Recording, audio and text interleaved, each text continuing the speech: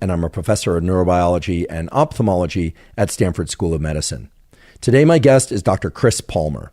Dr. Chris Palmer is a medical doctor specializing in psychiatry at Harvard Medical School.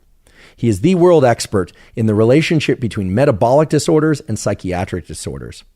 He treats a variety of different conditions, including psychosis, including schizophrenia, as well as attention deficit hyperactivity disorder, obsessive compulsive disorder, anxiety disorders, and depression, among others. He is best known for understanding the relationship between how metabolism and these various disorders of the mind interact. And indeed, today he describes not only his own fascinating journey into the field of psychiatry, but also his clinical and research experience using diet, that is, different forms of nutrition, in order to treat various psychiatric disorders.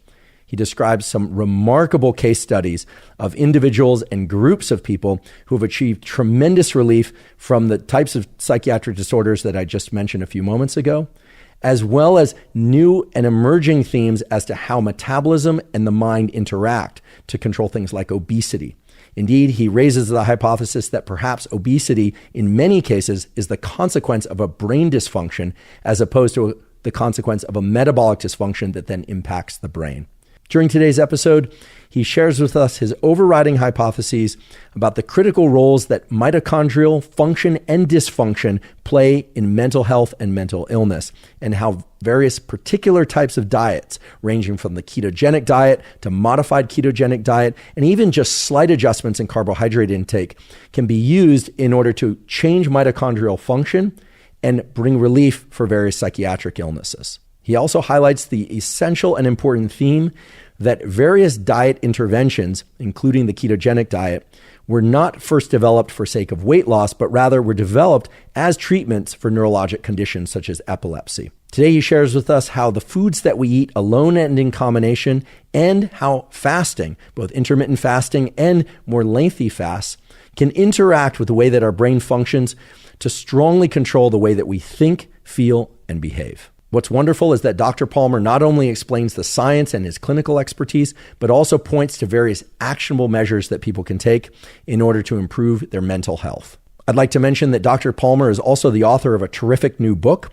The title is Brain Energy, a revolutionary breakthrough in understanding mental health and improving treatment for anxiety, depression, OCD, PTSD, and more. I've read the book and it is a terrific read. I came away from this book with a much evolved understanding of how the various psychiatric disorders that I just described, as well as ADHD, emerge in people. And it has completely revised my understanding about the possible origins of various psychiatric disorders and the best ways to treat them, including both with medications, but also with nutritional approaches. If you'd like to learn more about Dr. Palmer's work and the book, please go to chrispalmermd.com. We also provide links to the book and to his website in our show note captions. Before we begin, I'd like to emphasize that this podcast is separate from my teaching and research roles at Stanford. It is, however, part of my desire and effort to bring zero cost to consumer information about science and science-related tools for the general public. In keeping with that theme, I'd like to thank the sponsors of today's podcast. Our first sponsor is Thesis. Thesis makes custom nootropics.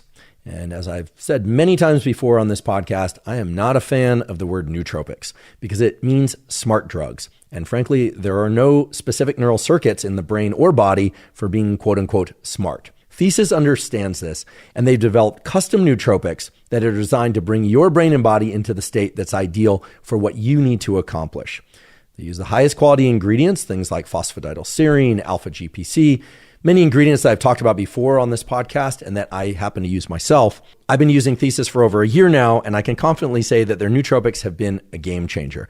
For me, I like their nootropic for clarity. I use that before cognitive work often, and I like their nootropic for energy, and I often use that before workouts, in particular workouts that are especially intense.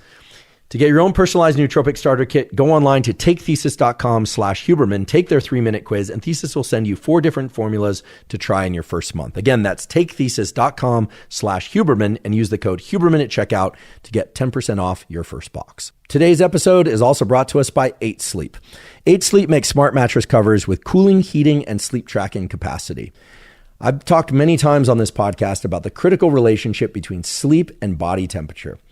That is, in order to fall asleep and stay deeply asleep throughout the night, our body temperature needs to drop by about 1 to 3 degrees. And conversely, when we wake up in the morning, that is in large part because of our body heating up by 1 to 3 degrees. Now, people have different core body temperatures, and they tend to run colder or hotter throughout the night. 8 Sleep allows you to adjust the temperature of your sleeping environment so that you have the optimal temperature that gets you the best night's sleep. I started sleeping on an 8 Sleep mattress cover about 8 months ago, and it has completely transformed my sleep. I sleep so much deeper. I wake up far less during the middle of the night, if at all, and I wake up feeling far better than I ever have, even after the same amount of sleep. If you want to try 8 Sleep, you can go to 8sleep.com/Huberman to save up to $400 off their Sleep Fit Holiday Bundle, which includes their new Pod 3 cover. 8 Sleep currently ships in the USA, Canada, United Kingdom, select countries in the EU, and Australia. Again, that's 8sleep.com/Huberman. Today's episode is also brought to us by Roka. Roka makes eyeglasses and sunglasses that are of the absolute highest quality. The company was founded by 2 All-American swimmers from Stanford, and everything about Roka eyeglasses and sunglasses were designed with performance in mind. I've spent a lifetime working on the biology of the visual system, and I can tell you that your visual system has to contend with an enormous number of challenges in order for you to see clearly. For instance, when you move from a sunny area to a shady area and back again, whether or not you're looking at something up close or off into the distance. Roka understands the biology of the visual system and has designed their eyeglasses and sunglasses accordingly so that you always see with perfect clarity. Roka eyeglasses and sunglasses were initially designed for activities such as running and cycling, and indeed they are very lightweight. Most of the time I can't even remember that they're on my face, they're so lightweight. But the important thing to know about Roka eyeglasses and sunglasses is that while they can be used during sports activities, they also have a terrific aesthetic, and they can be used just as well for wearing to work or out to dinner, etc. If you'd like to try Roka eyeglasses and sunglasses, you can go to Roka, that's ROKA.com, and enter the code Huberman to save 20% off on your first order. Again, that's Roka, ROKA.com, and enter the code Huberman at checkout. And now for my discussion with Dr. Chris Palmer. Chris, Dr. Palmer, thank you for being here. Thank you, Andrew, for having me. I have a lot of questions for you, and I'm really excited about this topic because I think most people know what mental illness is, or they have some idea what that is. Most people have some idea what nutrition is. Fewer people certainly know how closely those things can interact. And I think everybody is familiar with the feeling of a food or the ingestion of a food making them feel good in the short term. You know, we eat a food that tastes delicious to us or that we associate with something nice and we feel good mentally and physically. Whereas when we eat something that gives us food poisoning, or maybe even something that just doesn't taste that great or that we associate with a bad experience, we feel less good in the short term. But I believe that very few people understand or are familiar with the fact that nutrition and our mental health interact in this very intimate, maybe even causal way. And that is something that occurs over long periods of time, meaning what I ate yesterday, the day before, maybe even 10 years ago, could be impacting the way that my brain and body are making me feel now. So if you would, I'd love for you to just tell us about a little bit of the history, in particular your history with exploring the relationship between nutrition and mental health. And then we can dive into some of the more particulars of ketogenic diets versus other diets and some of the truly miraculous findings that you and others are coming up with based on real patients and real experiences of people who suffer and then find relief by altering their nutrition. Sure. This story really starts with my own personal story. And I don't need to go into great detail, but to set the stage, when I was a kid, I definitely had mental illness. Started with OCD. A series of events happened in my family. My mother had a horrible kind of psychotic break, and all sorts of adverse childhood events for me. She and I were actually homeless together for a while. I went on to have subsequent depression, suicidality, all sorts of things. But somehow or another, I pulled myself together and got through medical school, actually did quite well in medical school, got an award for being one of the top students, and then was doing my internship and residency at Harvard. And And at that point in time, I was diagnosed with metabolic syndrome. So I had high blood pressure, horrible lipids, and prediabetes. And I was doing everything right, supposedly. I was on a low-fat diet, and I was exercising regularly. And year after year, my doctor kept telling me diet and exercise. I kept asking him what diet, what exercise. I was doing everything he kept telling me to do. Everything was getting worse. My blood pressure kept going higher. And at some point, he kind of said, you're going to have to go on medication. I need to put you on something for your prediabetes, something for your cholesterol, and something for your blood pressure. So 3 pills out of the gate. And I'm like, I'm only in my 20s. Were you overweight? No. Technically, no. I had a gut. So, that's a sign of insulin resistance. I know now. I didn't know it then. But, and he actually kind of leaned in at one point and said, do your parents have diabetes? Yeah. Do your parents have high blood pressure? Yeah. Are your parents overweight? Yeah. Oh, I'm really sorry. It's genetic. Basically, you're screwed. It's your genes. You're just going to have to bite the bullet and take meds. And as a physician, I knew what that meant. I knew that I'm in my 20s. If I'm already on 3 meds for metabolic syndrome, I'm going to be screwed by the time I'm 40 or 50, and I'm probably going to be having heart attacks. And I'd heard through the rumor mill that the Atkins diet could somehow help people improve their cholesterol and prediabetes. I actually didn't really believe it. I was highly skeptical, and I believed everything I was taught in medical school. Why would my professors lie to me? They knew what they were talking about. Low-fat diet was the thing to do, and the Atkins diet was clearly dangerous and reckless. But I had been trying the medical dogma for years, and it wasn't working for me. And so, for whatever reason, I decided this is going to be my last attempt at something different, and then I'll just bite the bullet and go on meds. So I tried the Atkins diet. I did my own special version of it. I still avoided red meat because I was terrified of red meat. And, I tried to do a healthy version, which is probably more like the South Beach diet. This was before the South Beach diet was invented. But within 3 months, my metabolic syndrome was completely gone. So blood pressure normalized, lipids normalized. Did your weight change? Or that you mentioned that you were of healthy weight, but that you had a bit of abdominal fat. So I lost the abdominal fat. I probably lost about 10 pounds through this process, but everything got normal. And when I went back to my doctor, he was shocked. He actually said, "What the hell are you doing?" During the time before you switched to this new diet, how was your mental health, if you don't mind me asking? Because it sounded like you're very clear that there was metabolic syndrome, or you were headed towards more severe metabolic syndrome. You mentioned OCD. I actually am familiar with this. As a kid, I had a low-level kind of Tourette's grunt and probably maybe obsessive still to some extent, although not full-blown clinically diagnosed OCD. So I can relate somewhat. If you're willing, what was the context of all that before and after this nutritional switch? So before the nutritional switch, I was still struggling with low-grade depression and OCD. Again, it wasn't necessarily interfering with my ability to function because I was functioning at a high level. I mean, anybody looking from the outside, you're a top student, you just got into one of the most competitive, actually at that point, it was the most competitive residency program in the country for psychiatry.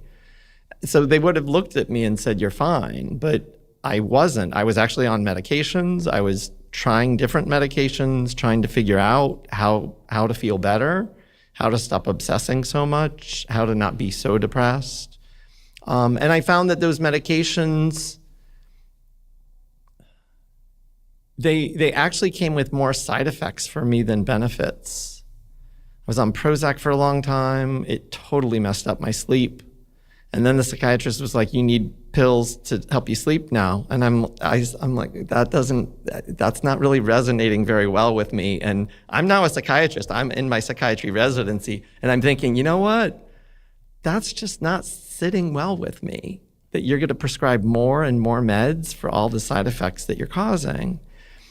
And yet at the same time, I wanted to feel better. And I was learning chemical imbalances. This is what we do to get rid of depression and OCD. You're supposed to take your pills. And so I was taking my pills. I was in psychotherapy. I had been in psychotherapy on and off for years. I had received much more intensive treatment when I was younger, and that was essentially worthless for me. It actually probably just caused harm at the end of the day. Psychoanalysis? Various psychotherapies, not psychoanalysis per se, but some of them were psychoanalytically oriented psychotherapies. I was actually hospitalized at one point, had been put on lithium and imipramine, which is a tricyclic antidepressant, and other things. And they were actually horrible. They were horrible. They did nothing beneficial for me. I gave them a decent amount of time to work. I really wanted to feel better. So at the time that I tried this diet, I certainly wasn't impaired in the same way. I wasn't struggling that much, but I still had these low-grade symptoms, was trying to feel better. And the thing that was the most striking to me after doing the diet for 3 months was not the fact that my metabolic syndrome was gone. That was my goal, and it was a seemingly miraculous achievement because I got rid of everything with one dietary change. But the thing that I noticed was dramatic improvement in my mood, energy, concentration, and sleep. For the first time in my life, I started waking up before my alarm went off and feeling rested. That never happened to me before. I was meticulous about planning when my alarm went off and how many times I could push the snooze button in order to be on time for wherever I needed to be, whether it was school or the hospital or whatever. I had this good system. I was never late for anything, but that was shocking to me that I felt so good. And one of the things that I've often said to people, prior to the diet, I always felt like there are two types of people in the world. There are haves and have-nots. There are these happy, peppy people who just are so positive and they've got energy and they have this saying, they like to work hard and play hard. And I always understood working hard. I totally got that because I was a hard worker and I understood the value of hard work and you got to do something useful with yourself. But I never understood who the hell wants to play hard?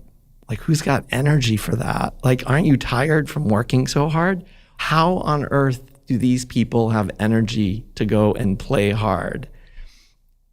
And I assumed that they were just part of the haves in the world. And they were just lucky and privileged. They either had good genetics, or maybe they had good childhoods or good parents or something that I didn't have. The kids with genuine smiles in the yearbooks. Yes, exactly. Right. Yes. Whereas the rest.